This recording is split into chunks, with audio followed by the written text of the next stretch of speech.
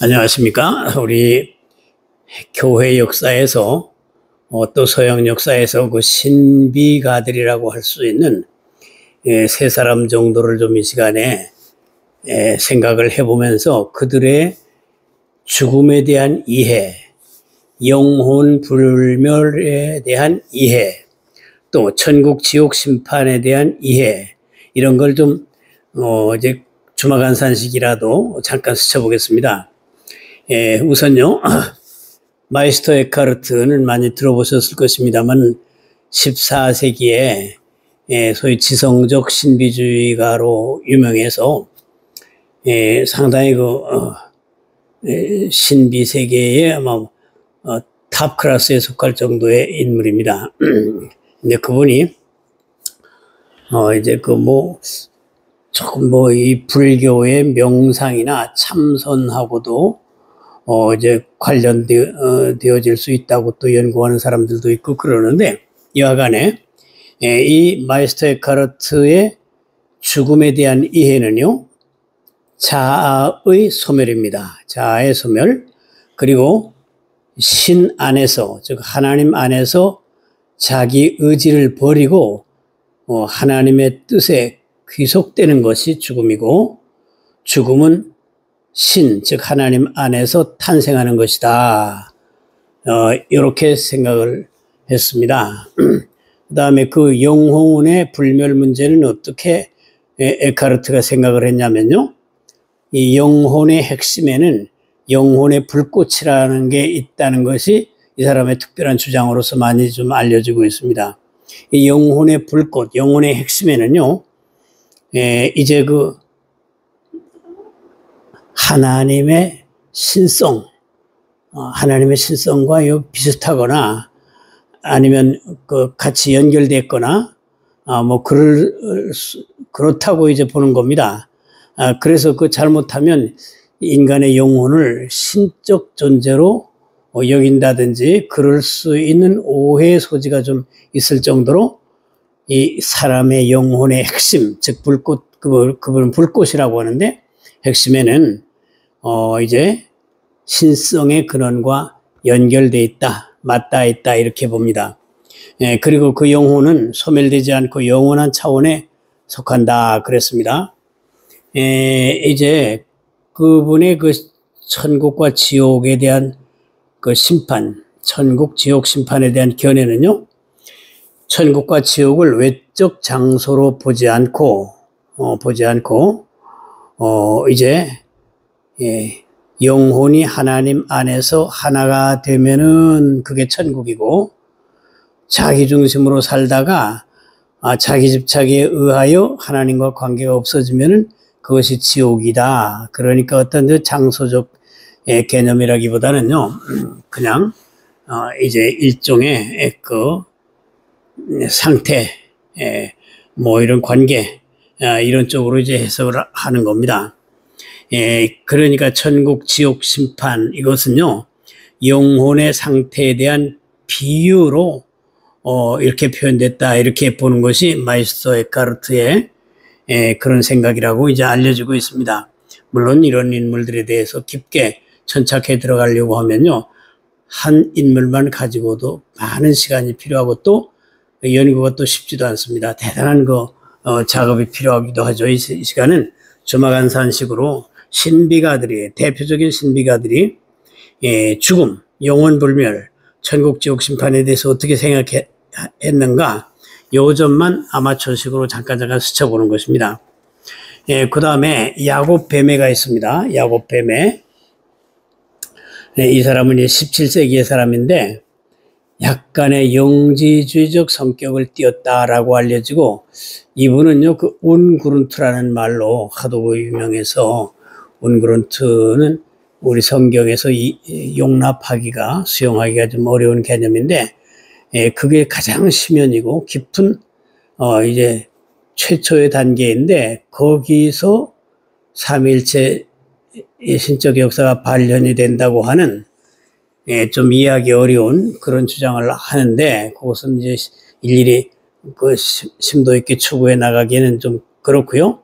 여하간에 이 야곱 베메는요, 이제 그 죽음에 대하여 자연적 존재에서 영적 존재로의 전환이다. 이렇게 죽음을 정의하고 있습니다. 그래서 그 뱀의 특징은 인간의 본성이 빛과 어둠으로 되어 있다고 합니다. 두 개의 원리가 늘 싸우고 대립하고 협조하고 그러면서 그 이분에게서 그 변증법이라는 것이 나왔다고 볼 수가 있는데, 물론 변증법이나 용어는 뭐 고대 그리스에서부터 있었습니다만은 본격적으로 근대에 와서 이제 중세에서 근대로 이제 변증법이라는 것을 해결에게까지 영향을 미친 것은 바로 이제 야곱 뱀에입니다.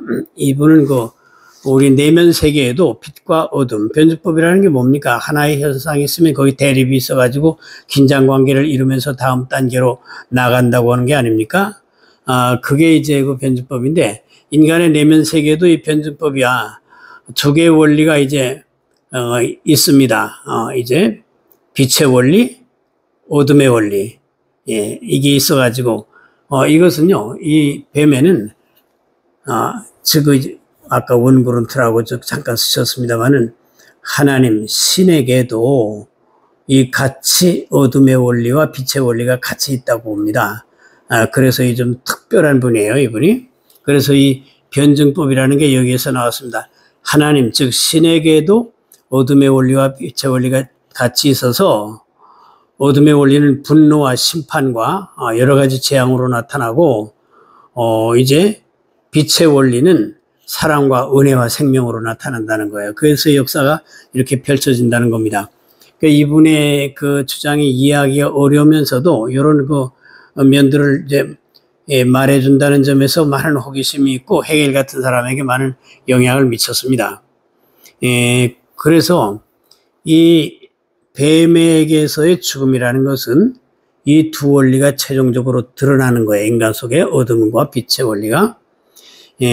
그런데 이 개인의 삶에서 이제 빛의 원리가 강한가 아니면 어둠의 원리가 강한가, 삶에서 그 두 개가 이제 좀 교차하면서 이제 존재해 왔는데, 죽을 때에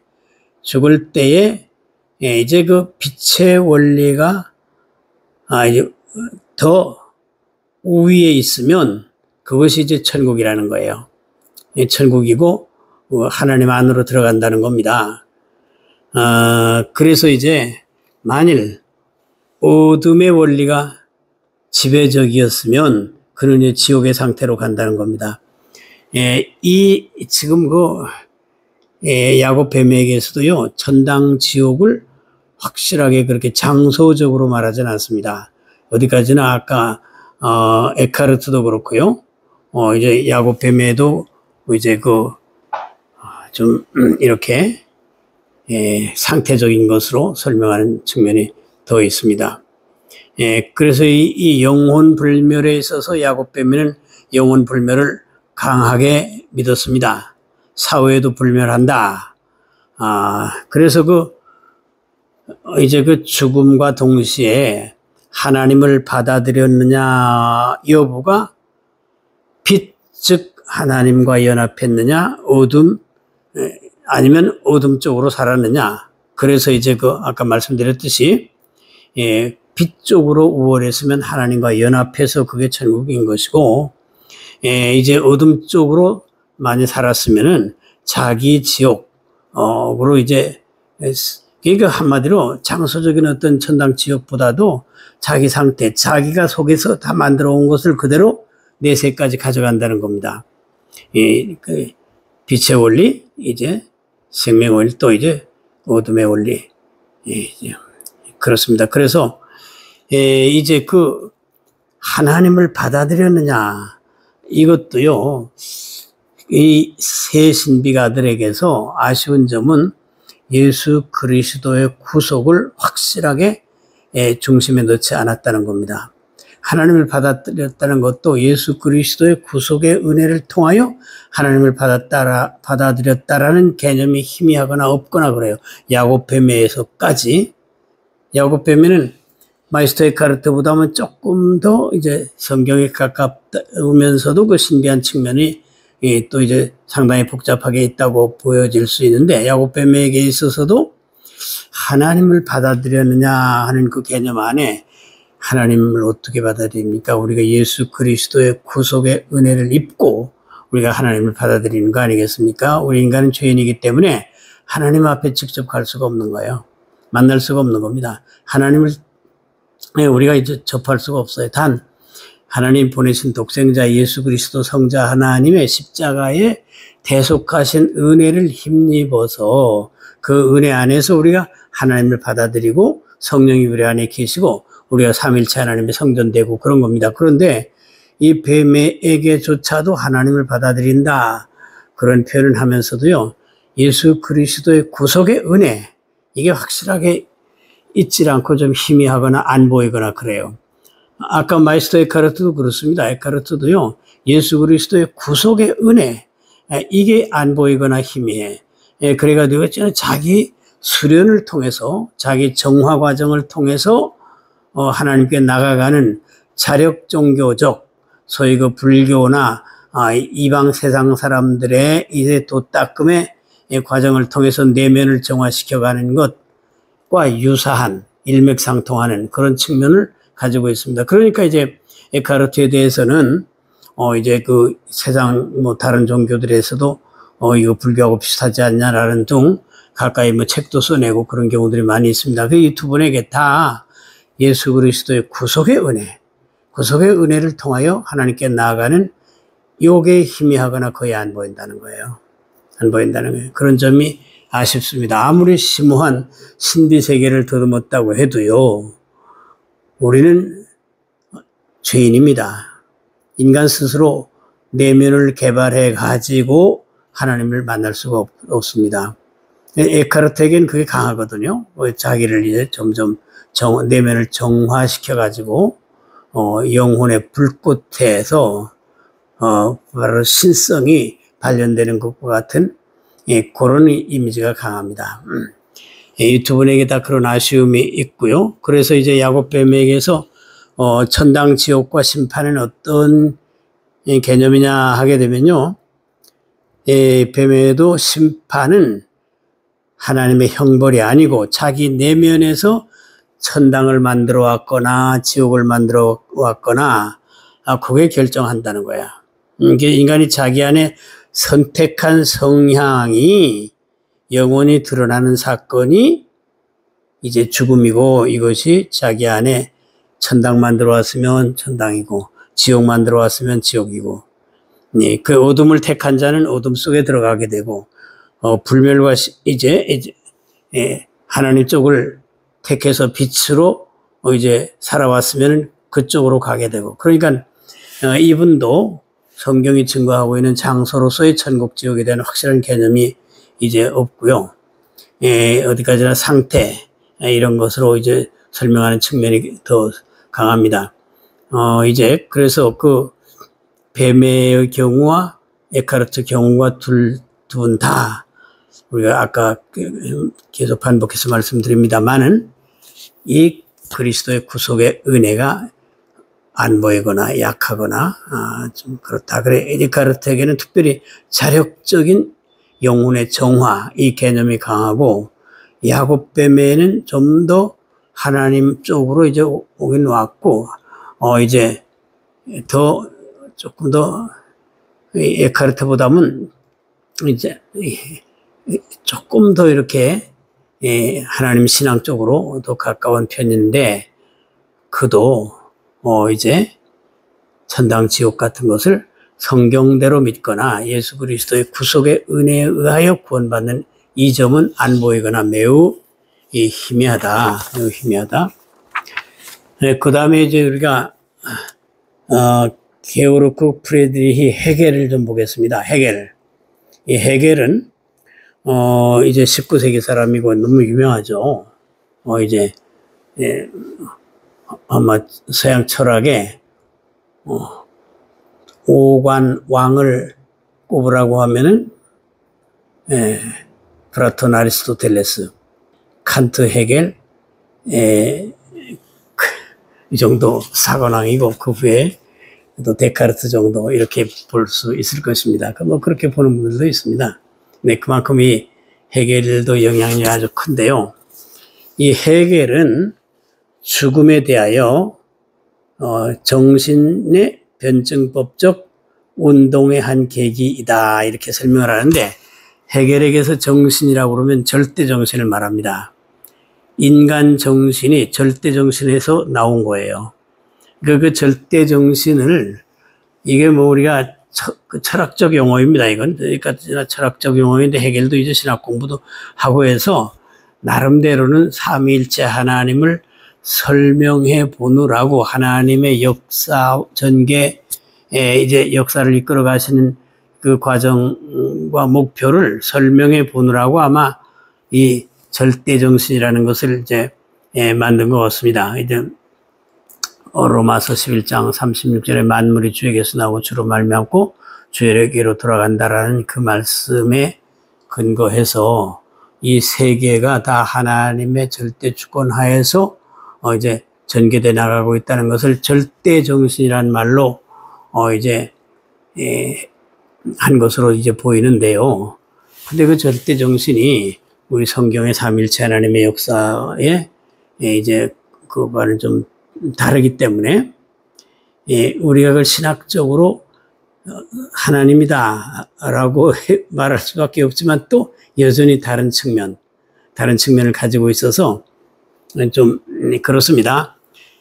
이 정신의 변증법적 운동의 한 계기가 죽음이다. 그런 말은 절대 정신, 즉 하나님의 역사 진행하고 모든 만유를 주관해 나가시는 그 과정과 내용을 절대 정신의 자기 전개라고 합니다. 자기 전개, 자기 전개라고 하는데, 이 사람의 죽음도 이 절대 정신에게서 개별자의 정신들이 다 나온 거예요. 그렇기 때문에 개체가 죽을 때에도 절대 정신과의 변증법적 관계, 주고받고 하는 그 관계에서 죽음이 찾아온다는 겁니다. 그 헤겔은 어디까지나 절대 정신하고 변증법 이 두 개의 용어면은 이제 헤겔의 철학을 어느 정도 이해할 수 있는 키의 두 파트라고 볼 수가 있습니다. 그래서 이 변증법적으로 전개되는 것이 이제 하나의 그 사태나 사물이나 뭐 이제 정이라는 게 있으면 반대 현상이 있어가지고 긴장을 하면서 그 다음에 아우프 헤벤이라는 합의 단계입니다. 합의 단계로 가고, 이것이 이제 이렇게 역사 전개도 이루어지고 심리 상태도 그렇고 사회적 관계도 그렇고 자연도 그렇다는 거예요. 그렇습니다. 그래서 이 변증법적 운동의 한 계기로서 개인의 죽음이 오는 것이고, 이 죽음을 통해서만 생명은 무한히 나간다 이렇게 보고, 개인적 차원에서 육체의 죽음이나 개인적 차원에서는 육체가 죽는 것이 죽음이지만 궁극적으로는 정신, 즉 가이스트, 이제 절대 정신의 자기 전개 안에서 이루어지는 것이기 때문에 헤겔에게서는요, 개인의 죽음이 이 절대 정신과 합쳐진 겁니다. 그쪽으로 흡수되는 거예요. 그 영향을 받아 가지고 니체도 이제 자기 영혼회귀라는 걸 설명하면서 이 헤겔의 이 부분을 좀 토대로 해가지고 영혼회귀 이론을 말하고 있습니다. 이제 그 니체의 경우는 전에도 한번 방송했습니다만은요, 개인이 죽으면은 개체가 없어지는 거예요. 영혼도 없어지고 그가 살았을 때 마주했던 사건과 모든 삶의 내용이 이 우주 안으로 흡수돼 가지고 영원토록 돌아간다는 것이 그의 영혼 회귀 사상입니다. 개인이 없어요. 그런데 그것이 아마 출발점이 헤겔에게서 시작됐을 것입니다. 헤겔은 니체하고는 좀 다르긴 한데, 이제 그 절대 정신으로 흡수된다는 것은 아주 유사합니다. 유사한 거예요. 그래서 이제 이 헤겔에게서 영혼의 문제를 보게 되면은 이제 죽은 후에 그 영혼이 절대정신 안에서 그 보편적으로 불멸한다는 거예요. 불멸을 말하면서도 절대정신 안에 들어가서 불멸한다는 거예요. 즉 하나님 안에 들어가서 살아있다는 겁니다. 그런데 이거 하나님이라고 하지 않고 절대정신 어쩌고저쩌고 하니까 이게 우리 그리스도인으로서는요 모호합니다. 그래서 이 개체가 이제 죽어. 그런데 이제 개인의 영혼이 개체적으로 살아서 이제 있는 것이 아니고 보편성, 즉 절대정신 안에 들어가 버리는 겁니다. 절대정신 안에 들어가서 아우프 헤벤, 즉 이제 합의 단계로 들어간다는 이게 절대정신 안에 이제 여기서 이제 변증법적인 갈등을 겪으면서 살다가 죽으면은 아우프 헤벤 이제 절대정신에 포함돼 가지고 합의 단계로 가버렸다는 거예요. 그래서 이 절대정신 안에 흡수, 소위 지양, 아우프 헤벤을 지양이라고도 번역합니다. 이제 지양대 합의 단계로 갔다. 이렇게 이제 보는데요. 천국과 지옥과 심판에 대해서는 해겔이 어떻게 보느냐면, 이제 창서로서의 천국, 지옥과 심판을 인정하지 않아요, 해겔은. 이것은 어디까지나 역사, 사회적 진보를 은유적으로 표현한 것으로 이렇게 생각을 하고요. 천국, 지옥을 공간적으로 실제로 인정하지 않고 처벌과 뭐 상급을 준다든지 이것도 이제 인정하지 않아요. 역사 속에서 개인이 어떻게 절대정신에게 기여했느냐에 따라서 이제 절대정신 안에 가서 이제 존재하게 된다는 얘기인데 모호하기 짝이 없고 반성경적이고요. 인정해서는 안 될 얘기입니다. 개인이 어떻게 절대정신에 기여했느냐 거기에 초점을 두고 거기에 따라서 그때 절대정신 안에서 어떻게 무슨 뭐 위치가 만들어진다는 듯한 모양인데 그것도 개체가 있는 건 아니야. 개체가 영혼이 단독으로 존재하는 게 아니라 게 아니고 그가 절대정신에 기여했던 부분이 이제 절대정신 속에 들어가서 이제 뭐 흡수됐다는 얘기인데 이제 모호하고 반성경적이고 이제 이해할 수 없는 이제 소위 그 미스테릭한 얘기들입니다. 그래서 이 역사는요 해겔에 의하면 이 절대정신의 실현 과정입니다. 아까 말씀드렸듯이 그렇기 때문에 개인이 별도로 불멸해서 이제 있다는 것을 거부하고요. 이제 예수님의 십자가 사건도 변증법이라는 모호한 말로 이제 둘러붙여 버리고 별 의미를 부여하지 않습니다. 이제 그 해겔은요 철학에서는 영향력이 크죠. 하지만은 이제 거기에 해겔의 철학에 의하여 우리 신학에 미친 악영향이 많습니다. 민중신학, 해방신학, 종교다원주의가 다 해겔 쪽, 뭐 칸트에게서도 그 영향이 있습니다. 이 해겔에게서 많이 이제 됐고요. 마르크스주의조차도 해겔의 변증법을 유물론적 변증법으로 뒤집어 가지고 설명해대고 있습니다. 그렇기 때문에 해겔의 모든 것들은 절대 정신의 자기 전개가 이고 역사고 사물이고 사태이기 때문에 이제 뭐 거기에 이 변증법적으로 이게 역사가 전개되고 개인이 죽어도 다 그 변증법적인 계기로 인하여 죽게 되고 그 다음에 그쪽에 절대 정신 안에 포함돼 버린다. 이게 개인은 없다.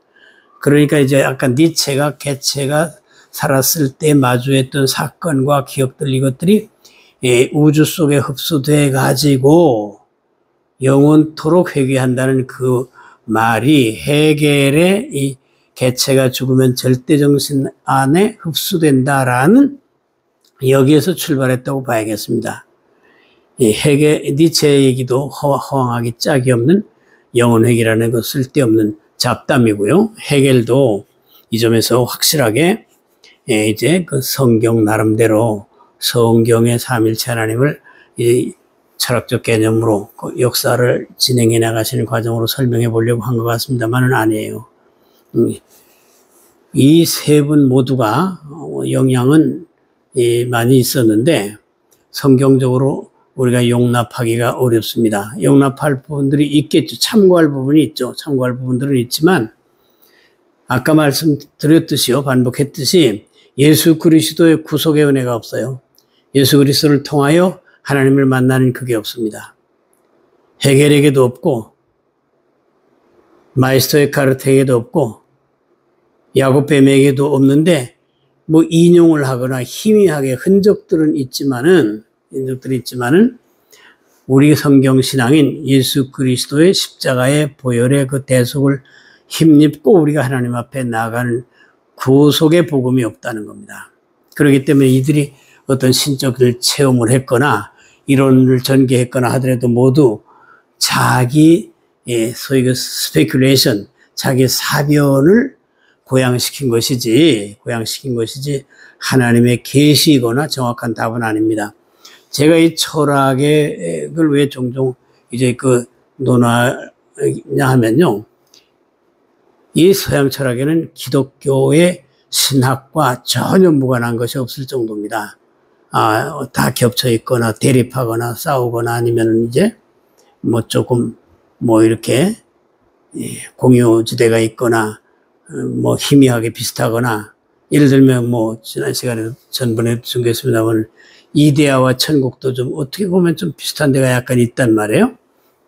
그러나 철학은 모든 것들이 다 이성의 사유의 산물입니다. 사유의 산물입니다. 문제는 에카르트나 헤겔이나 이제 이 모든 야곱뱀이 할 것 없이 교회 신앙의 바운다리 안에 있었고 그 안에서 이제 신학이 아닌 철학적 전개를 하면서 교회 신앙이 거기에 같이 얼버무려 있다는 데서 우리가 이걸 한번 이제 상고해 보면서 이 사람들이 다 사회에 미친 영향이 많기 때문에 이 사람들이 이제 죽음의 문제, 영혼의 문제, 그리고 천국 지옥의 문제 이 세 개에 대하여 어떻게 생각했느냐를 이제 대강이지만 스쳐보면서 성경적이 아니다. 우리의 모든 진리의 기준은 성경입니다. 성경만이 하나님이 자기 계시를 하신 것이고 구원 역사를 다 기록한 것이고 우리가 이 우주와 존재 세계의 신비를 풀고 우리가 소망을 할 수 있는 모든 텍스트는 성경이 유일하다. 성경의 핵심은 그리스도이시다. 그리스도는 그는 근본 하나님의 본체이시며 태초에 로고스로 계셔서 태초에 로고스가 계시니라. 이 로고스가 하나님과 함께 계셨으며 만물을 창조하신 거예요. 만물이 그로 말미암아 지은 바 되었으니 지은 것이 하나도 그가 없이는 된 것이 없느니라. 이 로고스가 육신이 되어 우리 가운데 거하심에 그 영광을 보니 아버지의 독생자의 영광이요 은혜와 진리가 충만하더라. 아무도 하나님을 본 사람이 없으되 아버지 품속에 있는 독생하신 하나님이 나타내셨느니라. 그가 찔림은 우리의 허물을 인하며 그가 상함은 우리의 죄악을 인함이라. 여호와께서는 우리 무리의 죄악을 그에게 담당시키셨도다. 여러분 철학에 속지 마세요. 뭐 참고만 하세요. 참고만 하고 다 이제 참고해도 수렴을 성경으로 수렴시켜야 됩니다. 그리스도로 수렴시켜야 됩니다. 아우프 헤벤, 즉 이제 합을 정반합의 모든 것들을 이 아우프 헤벤 합으로 귀결시키는 것은 성경이고 그리스도입니다. 영원토록 내 할 말 예수의 피밖에 없네. 나의 평생 자랑은 예수 십자가로다. 철학자들이 아무리 머리박을 굴리고요 세계를 설명해 보려고 해도 그들에게는 구원이 없어. 구원이 없어. 그들에게는 하나님의 계시가 없어.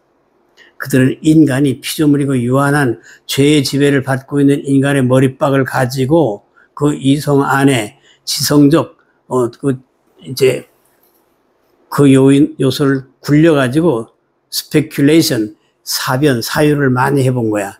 그렇게 해가지고 나름대로 이렇게 이제 말해본 것들이 이 철학이니까 그걸 참고는 하고 고생하느라고 수고를 했다. 하지만 이 모든 것들을 우리가 성경에 맞춰서 비춰서 이제 가부를 이제 판단하고 성경으로 수렴시켜가지고 이제 우리의 생각을 정리하고 하나님 영광과 삼일체 신앙과 예수 그리스도의 유일한 우리의 구주되심과 성경이 증거하는 천당 지옥의 확실함과 우리 영혼이 불멸해서 구원받은 자가 하나님께 이제 올라가게 됨, 이 점에 이제 변동이 없어야 됩니다. 변동이 없어. 우리는요, 무슨 세상 사람들이 무슨 철학이니 과학이니 하고 가만한 척하고 뭐 이제 떠들면 거기 미혹당하기 쉽거든요. 무슨 유명 대학 이름 읊어대면서 말이죠. 속지 마세요. 우리의 인생의 결판은 성경에서 시작과 끝이 다 결판납니다. 오직 그리스도입니다.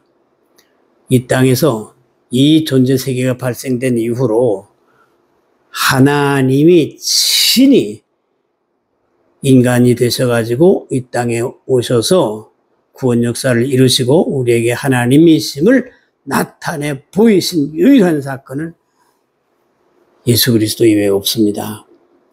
그렇기 때문에 아무도 하나님을 본 사람이 없으되 아버지 품속에 있는 독생하신 하나님이신 그리스도가 나타내신 것입니다. 이 구원의 은혜에 우리가 감격하면서 저 멀리 배는 나의 시온성 거룩한 곳 아버지 집, 이 천당을 향해서 가는 겁니다. 이 세 분들은요, 장소로서의 천당 지옥을 인정하지 않았습니다. 그걸 우리가 폐기해야 됩니다. 폐기해야 됩니다.